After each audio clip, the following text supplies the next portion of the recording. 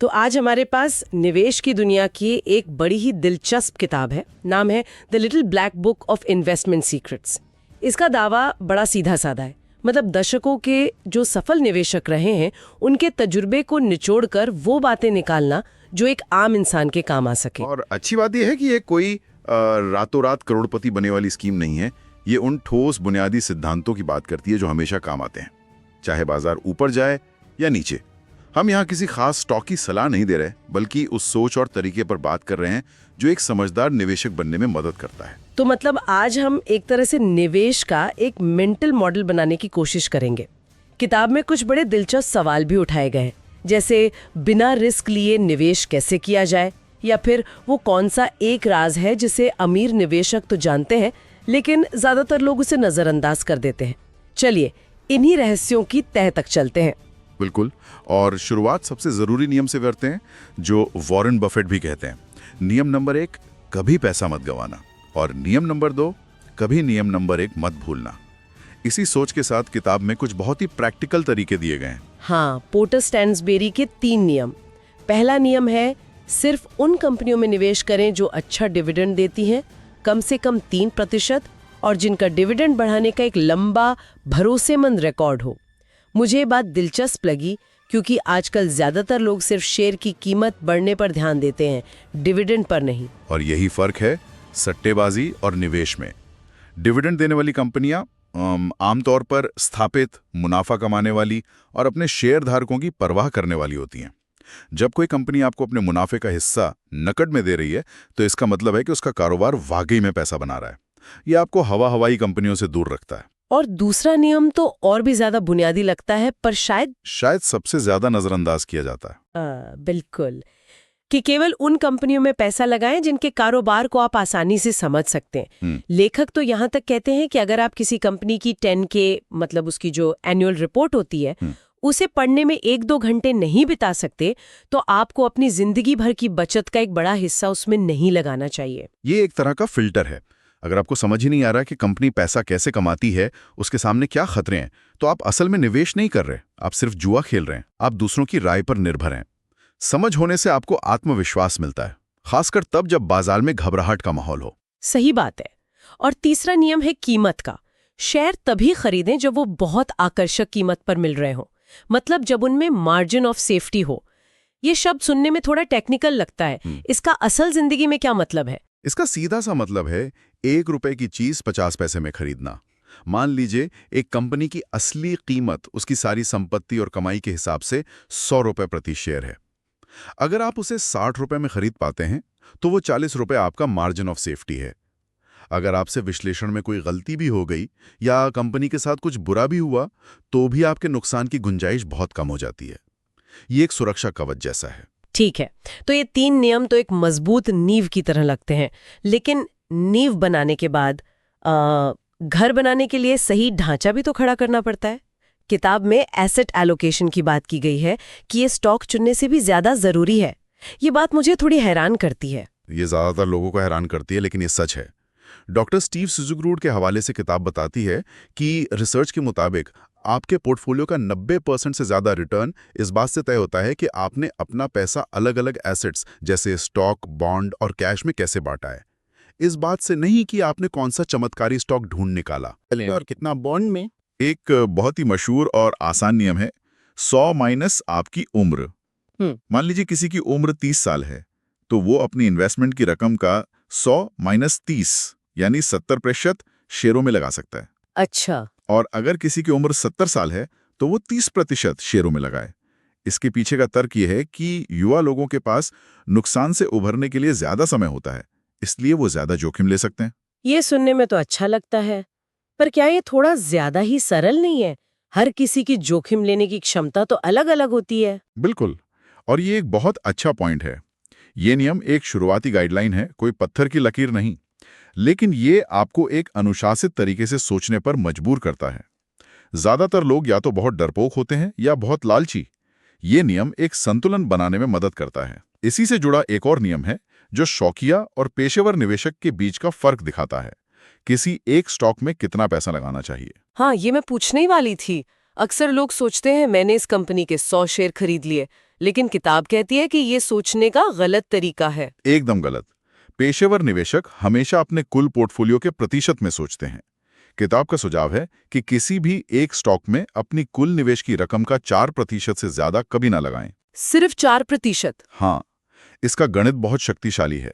सोचिए, अगर आपने अपनी 4% रकम किसी स्टॉक में लगाई और आपने 25% का स्टॉप लॉस रखा, जिस पर हम बाद में बात करेंगे, तो अगर आपका फैसला पूरी तरह गलत भी हो जाता है तो आपके कुल पोर्टफोलियो का सिर्फ 1% का नुकसान होगा। बस 1%? और 1% का नुकसान कोई भी झेल सकता है।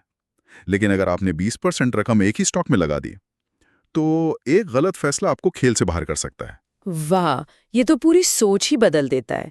ये आपको किसी एक स्टॉक के प्यार में पड़ने से रोकता है। तो ठीक है, हमने अपनी पूंजी को सुरक्षित रखने के नियम समझ लिए हैं। अब आते हैं उस रोमांचक हिस्से पर, वो अच्छी कंपनियां ढूंढें कैसे। किताब में एक टर्म है, वर्ल्ड डोमिनेटिंग डिविडेंड ग्रोअर्स। ये सुनने में बड़ा दमदार लगता है। और ये कंपनियां भी उतनी ही दमदार होती हैं। ये दुनिया की सबसे बड़ी और बेहतरीन कंपनियां हैं, जैसे इंटेल, माइक्रोसॉफ्ट या जॉनसन एंड जॉनसन। ये वो कंपनियां हैं जो अपने उद्योग पर राज करती हैं। इनके पास जबरदस्त ब्रांड पावर होती है, इनका मुनाफा मार्जिन बहुत ज्यादा होता है, और सबसे बड़ी बात, ये मुश्किल से मुश्किल वक्त में भी कैश कमाती रहती है। इन्हें आप आर्थिक किले कह सकते हैं। बिल्कुल। तो इनमें निवेश करने का तरीका क्या है? क्या बस किसी भी कीमत पर इन्हें खरीदकर भूल जाएं? नहीं, कीमत यहां भी मायने रखती है। किताब 2 नियम बताती है। पहला, इन्हें सही कीमत पर खरीदें।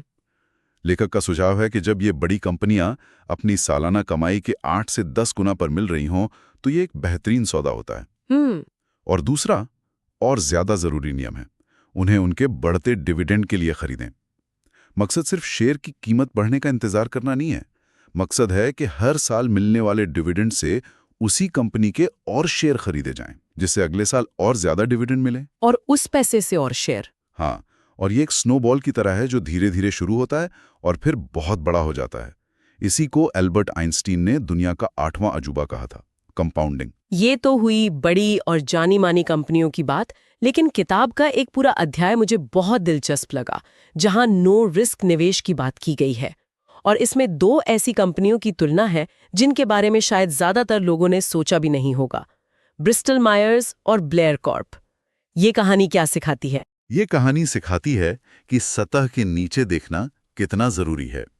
देखिए, 2002 में ब्रिस्टल मायर्स यानी BMY एक AAA रेटेड जानी मानी दवा कंपनी थी। वॉल स्ट्रीट की पसंदीदा एक सुरक्षित निवेश। बिल्कुल। वहीं दूसरी तरफ ब्लेयर कॉर्प एक छोटी सी कंपनी थी जो कैटलॉग से रिटायर्ड लोगों को कपड़े बेचती थी। ज्यादातर लोग तो BMY को ही चुनते। लेकिन जब किताब उनके जोखिमों का विश्लेषण करती है तो कहानी पूरी तरह पलट जाती है। पहला था मुनाफे का जोखिम। सही। BMY की सबसे ज्यादा बिकने वाली दवाओं के पेटेंट खत्म होने वाले थे। अच्छा। इसका सीधा मतलब था कि बाजार में सस्ती जेनेरिक दवाएं आ जाएंगी और BMY का मुनाफा और मार्केट शेयर तेजी से गिरेगा। ये एक टिक टिक करता टाइम बॉम्ब था। और ब्लेयर का क्या? वहीं ब्लेयर के ग्राहक कौन थे? ज्यादातर रिटायर्ड लोग, जिनकी आदतें सालों से नहीं बदलती। वो हर साल लगभग एक ही तरह के कपड़े खरीदते थे। ब्लेयर का मुनाफा उबाऊ था, पर बहुत ही स्थिर और अनुमान लगाने लायक था। तो मुनाफे के मामले में छोटी कंपनी ब्लेयर असल में ज्यादा सुरक्षित थी। और दूसरा था तकनीकी जोखिम। यहां भी कहानी उल्टी थी। बिल्कुल। BMS को जिंदा रहने के लिए अगली चमत्कारी दवा की खोज करनी थी, जिस पर वो अरबों डॉलर्स रिसर्च में फूंक रही थी। और जिसकी सफलता की कोई गारंटी नहीं थी। कोई गारंटी नहीं। ये एक बहुत बड़ा जोखिम था। और ब्लेयर ने क्या किया? उसने नई डेटाबेस तकनीक में थोड़ा सा पैसा लगाकर अपने ग्राहकों को बेहतर तरीके से समझा और अपनी मार्केटिंग की लागत में 39% की जबरदस्त कटौती कर ली। वाह, मतलब एक का जोखिम बढ़ रहा था और दूसरे का घट रहा था। एग्जैक्टली। और आखिरी और सबसे बड़ा फर्क था कीमत में। BMS अपने नाम और शोहरत की वजह से महंगा बिक रहा था, जबकि ब्लेयर अविश्वसनीय रूप से सस्ता था। आंकड़े हैरान करने वाले। फरवरी 2002 में ब्लेयर का शेयर $16 पर मिल रहा था। ठीक है। जबकि अगर कंपनी को उसी दिन बंद करके उसकी सारी संपत्ति बेच दी जाती और सारे कर्ज चुका दिए जाते तो भी हर शेयर के बदले $31 मिलते। क्या बात है। ये तो वही बात हुई कि कोई आपको एक पर्स बेच रहा है जिसमें $31 रखे हैं और वो आपसे सिर्फ $16 मांग रहा है। इससे बड़ा मार्जिन ऑफ सेफ्टी और क्या हो सकता है? वाह, मतलब एक कंपनी जो इतनी सस्ती थी कि अगर वो बंद भी हो जाती तो निवेशकों को लगभग 2 गुना पैसा मिलता। ये तो कमाल का विश्लेषण है। संदेश साफ है, किसी कंपनी की शोहरत या क्रेडिट रेटिंग पर मत जाओ, उसके कारोबार के असली जोखिमों को समझो। खरीदने की बात तो समझ आ गई, लेकिन सच कहूं तो मेरी और शायद ज्यादातर लोगों की सबसे बड़ी मुश्किल बेचने में होती है। हम या तो थोड़ा सा मुनाफा देखकर जल्दी निकल जाते हैं, या फिर गिरते हुए शेयर को इस उम्मीद में पकड़े रहते हैं कि ये वापस आएगा, और नुकसान बढ़ता जाता है। इस दुविधा के बारे में किताब में क्या बताया गया है? ये निवेश का सबसे मुश्किल हिस्सा है, क्योंकि यहाँ भावनाएं हावी हो जाती हैं, लालच और डर। इसके लिए किताब एक बहुत ही अनुशासित और मैकेनिकल तरीका बताती है, ट्रेलिंग स्टॉप। डॉक्टर स्युगेरो 25% के नियम की वकालत करते हैं। ये भावनाओं को समीकरण से पूरी तरह बाहर कर देता है। ये काम कैसे करता है? मान लीजिए मैंने कोई शेयर $50 में खरीदा। ठीक है, अगर वो शेयर बढ़कर $100 का हो गया, तो आपका मानसिक स्टॉप लॉस अब $100 के उच्चतम स्तर से 25% नीचे, यानी $75 पर। हाँ, $75 पे सेट हो जाता है। अगर शेयर गिरकर $75 या उससे नीचे बंद होता है, तो आप अगले दिन बिना कोई सवाल पूछे उसे बेच देते हैं। और अगर शेयर 100 से बढ़कर $120 हो जाता है, तो आपका स्टॉप लॉस भी उसके साथ ऊपर चढ़कर $90 हो जाता है। तो ये आपको मुनाफे की सवारी करने देता है, लेकिन जब पार्टी खत्म होती है तो ये आपको समय पर बाहर निकाल देता है। बिल्कुल। लेकिन 25% का स्टॉप लॉस थोड़ा ज्यादा नहीं लगता? हो सकता है बाजार में कोई छोटी मोटी घबराहट हो और मेरा अच्छा शेयर 25% गिरकर वापस तेजी से ऊपर चला जाए। ऐसे में तो मैं बेवजह बाहर हो जाऊंगी। ये एक बहुत ही वाजिब सवाल है, और हाँ, ऐसा हो सकता है। कोई भी नियम परफेक्ट नहीं है। आप कभी कभी जल्दी बाहर हो जाएंगे, लेकिन ये नियम आपको उस एक बड़े नुकसान से बचाता है जो आपका पूरा पोर्टफोलियो तबाह कर सकता है। गणित बहुत क्रूर है। कैसे? अगर कोई स्टॉक 50% गिर जाता है, तो उसे वापस अपनी पुरानी कीमत पर आने के लिए 100% बढ़ना होगा। Oh right. 25% का स्टॉप लॉस ये सुनिश्चित करता है कि आप कभी भी ऐसे गहरे गड्ढे में ना गिरें जिससे बाहर निकलना लगभग नामुमकिन हो। ये छोटी मोटी गलतियों की कीमत पर आपको बड़ी तबाही से बचाता है। और किताब में इसे इस्तेमाल करने को लेकर एक चेतावनी भी दी गई है जो मुझे बहुत जरूरी लगी। हाँ, और ये बहुत महत्वपूर्ण है, खासकर छोटे शेयरों के लिए। किताब सख्ती से सलाह देती है कि अपने ब्रोकर के सिस्टम में असल में स्टॉप लॉस ऑर्डर न लगाएं। क्यों? क्योंकि बाजार के बड़े खिलाड़ी, जिन्हें मार्केट मेकर्स कहते हैं, इन ऑर्डरों को देख सकते हैं। अगर उन्हें दिखता है कि किसी खास कीमत पर बहुत सारे स्टॉप लॉस ऑर्डर लगे हैं, तो वो जानबूझकर कीमत को कुछ देर के लिए वहां तक गिराकर उन सभी ऑर्डरों को ट्रिगर कर सकते हैं। अच्छा। और आपका माल सस्ते में खरीद सकते हैं और फिर कीमत वापस ऊपर ले जा सकते हैं। इसे स्टॉप हंटिंग कहते हैं। तो फिर क्या करें? बस अपनी कीमत अपने दिमाग में या डायरी में लिख कर रखें। जब शेयर उस कीमत से नीचे बंद हो, तो अगले दिन बाजार खुलते ही उसे खुद बेच दें। अपने पत्ते किसी को न दिखाएं। ये बहुत ही बढ़िया सलाह है। किताब का आखिरी हिस्सा जो मुझे सबसे ज्यादा सोचने पर मजबूर कर गया, वो रिचर्ड रसेल के एक निबंध रिच मैन पुअर मैन पर आधारित है। ये सिर्फ नंबरों की नहीं, बल्कि पैसे को लेकर हमारी सोच और मनोविज्ञान की बात करता है। बिल्कुल।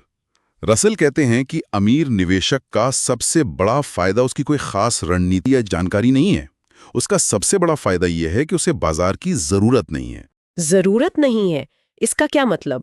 इसका मतलब है कि उसके पास बॉन्ड्स, रियल एस्टेट और दूसरे स्रोतों से पहले से ही आमदनी आ रही है, इसलिए वो शांति से बैठ सकता है।